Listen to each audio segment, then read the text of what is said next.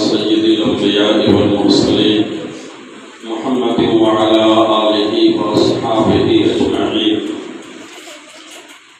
معزز سامعین کرام، عزیز طلباء، اللہ تعالیٰ کا بڑا احسان، کرم اور فضل ہے کہ اللہ پاک نے ہمیں اور آپ کو بہت ہی اونچی نسبت پر بیٹھنے کا کچھ دیر موقع عطا فرمایا.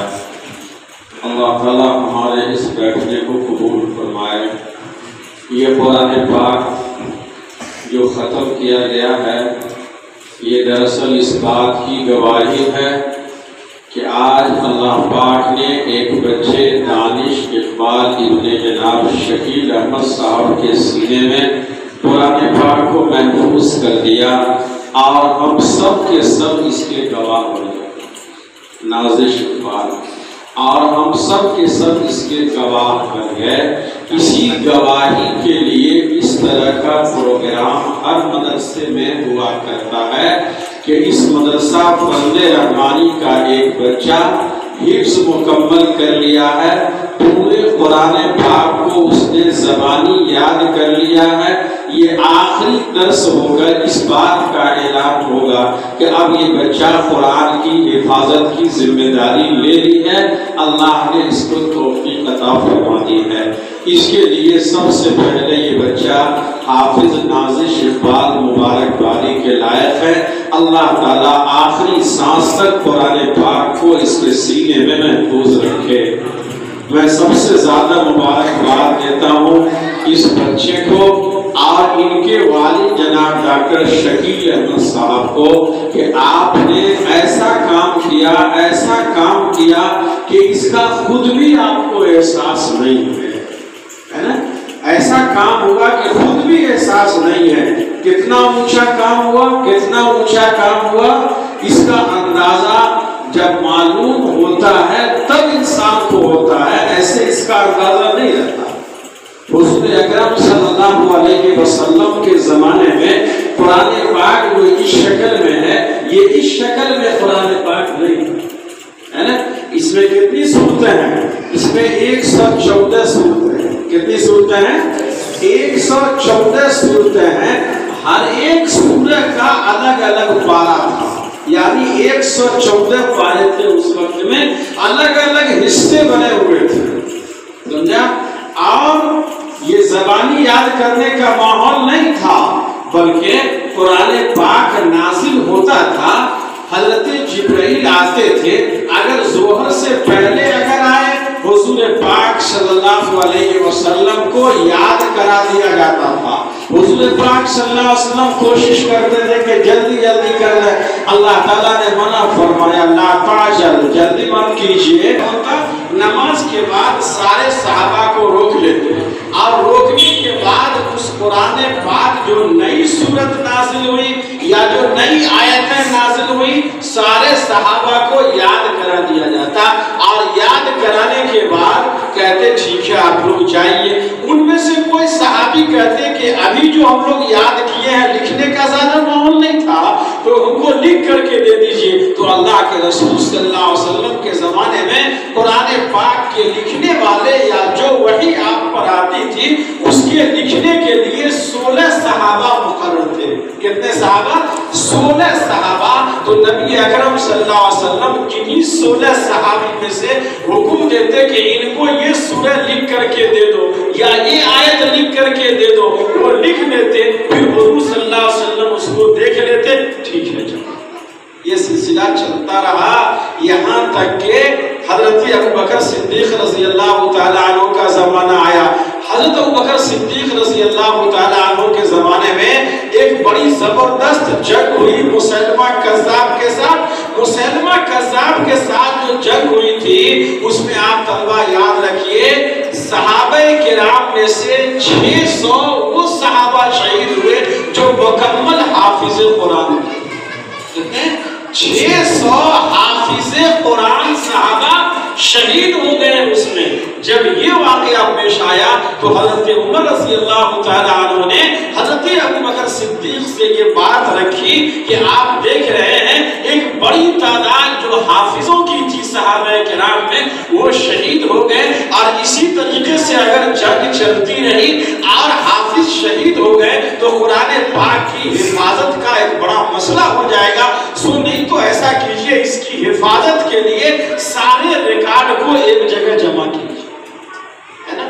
تو ریکارڈ کو جمع کیا گیا اور اس کے بعد 600 صحابہ جو شہید ہوئے تو اس کے بعد صحابہ کرام میں لکھنے کا ماحول کم تھا اور یاد کرنے کا ماحول زیادہ تھا. تو سارے صحابہ نے یہ ارادہ کر لیا کہ ہم تو حافظ ہیں ہی، لیکن اب جو ہے قرآن کی حفاظت کے لیے اپنے بچے کو بھی حافظ بنائیں گے. کیا کہیں گے؟ اپنے بچے کو بھی حافظ بنائیں گے. اس لیے میں نے شکیل صاحب سے کہا کہ آدمی سمجھتا نہیں ہے اپنے مقام اور مرتبہ کو. آپ نے وہ کام کیا جو صحابہ کرام نے کیا تھا، صحابہ کرام کی سنت آپ نے ادا کیا، ان کا طریقہ ادا کیا، اور آپ کے بچے کا مقام وہ ہو گیا جو کام صحابہ کرام کے بچے نے کیا تھا، آپ کے بچے نے آج وہ کام کیا ہے. آپ اندازہ لگائیے آپ کو اللہ نے کتنی عظیم نعمت دی، کتنا بڑا انعام دیا اور کتنا بڑا فضل اور کرم آپ کے اوپر فرمایا کہ آپ کو اس توفیق کو اللہ نے آپ کے لیے عنایت فرمایا جو توفیق صحابہ کرام کو ملی. اور صحابہ کرام نے اپنے بچے کو حافظ بنانے کے لیے تیار کیا. اللہ نے آپ کو توفیق دیا، صحابہ والا جذبہ دیا، اور آپ کے بچے کو اللہ نے صحابہ کی اولاد والا مقام دیا. اس سے بڑھ کر انعام اس دھرتی کے اوپر اور کیا ہو سکتا ہے؟ اللہ تبارک تعالیٰ اس انعام کو ہمیشہ قائم اور دائم رکھے اور اس کا اجر اور صلہ.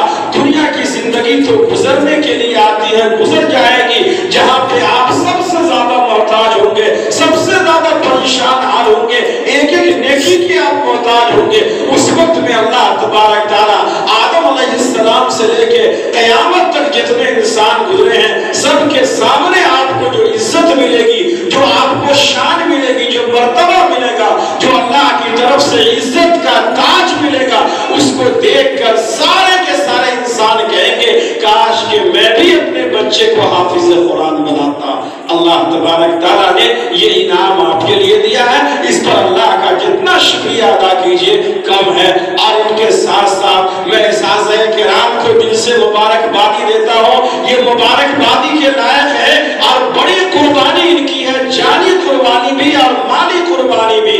جانی قربانی یہ ہے کہ رات دن ایک کر کے انہوں نے اپنے بچے کو حافظ قرآن بنایا، اور مالی قربانی یہ ہے کہ معمولی تنخواہ پر جس کو آپ کم سمجھتے ہیں وہ صبر کے ساتھ، قناعت کے ساتھ مدرسہ فضل رحمانی میں جمع ہوئے ہیں اور اسے اپنا ادارہ سمجھ کے، اپنا مدرسہ سمجھ کر کے خدمت بھی کر رہے ہیں اور اس کی ترقی کی فکر بھی کر رہے ہیں اور ایک ایک بچے کو سیکھنے کے لیے رات دن محنت بھی کر رہے ہیں. اللہ تبارک تعالیٰ ان کی محنتوں کو قبول فرمائے، ان کی روزی میں برکت عطا فرمائے اور ان کی ضروریات کا تکفل فرمائے.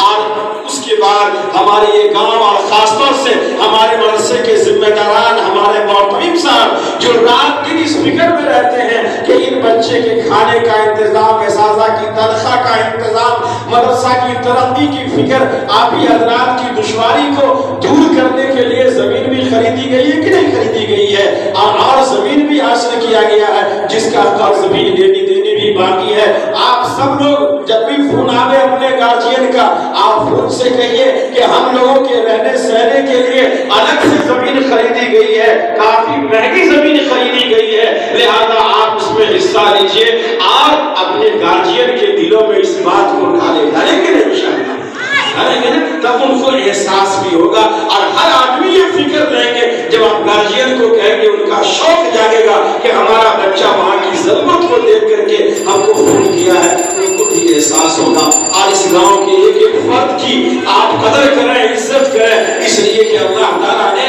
آپ کو حافظ بنانے کے لیے، صحابہ کرام کی اولاد کی طرح بنانے کے لیے اللہ تعالیٰ نے مدرسہ فضل رحمانی، یہاں کے اساتذہ، یہاں کے ذمہ داران، یہاں کے ارکان اور یہاں کے محترم کا انتخاب کیا ہے. اس لیے وہ بھی بہت مبارکبادی کے مستحق ہیں۔ آپ ایک ایک فرد اس گاؤں کے ایک ایک ذرے کی قدر کریں کہ اللہ تعالیٰ نے یہاں کے لیے آپ کو منتخب کیا ہے، چنا ہے، اور انشاءاللہ اسی مدرسے سے ایک ایک پڑھنے والا بچہ حافظ قرآن بنائے گا، اور اللہ دین کے اندر بھی اور دنیا کے اندر بھی اس کی ترقی عطا فرمائے گا۔ زیادہ تقریر کا وقت ہے نہیں، چند باتیں عرض کرنی تھی، اور اس کا ایک خاص مقصد یہ بھی ہوتا ہے کہ جو بچہ آج حافظ قرآن ہوا ہے، سب کے سامنے آپ بھی وعدہ کیجئے کہ انشاءاللہ اللہ جلد یہ دین ہم کو بھی دکھلائے گا۔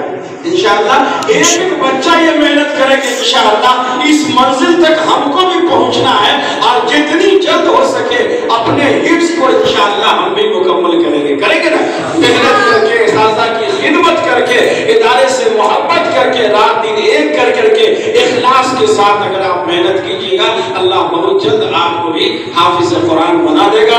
اللہ تبارک تعالی ہم سب کو کہنے سننے سے زیادہ عمل کی توفیق عطا فرمائے۔ یہاں کے اساتذہ، یہاں کے طلبہ، یہاں کے ذمہ داران ایک ایک کی محنت کو اللہ تعالیٰ قبول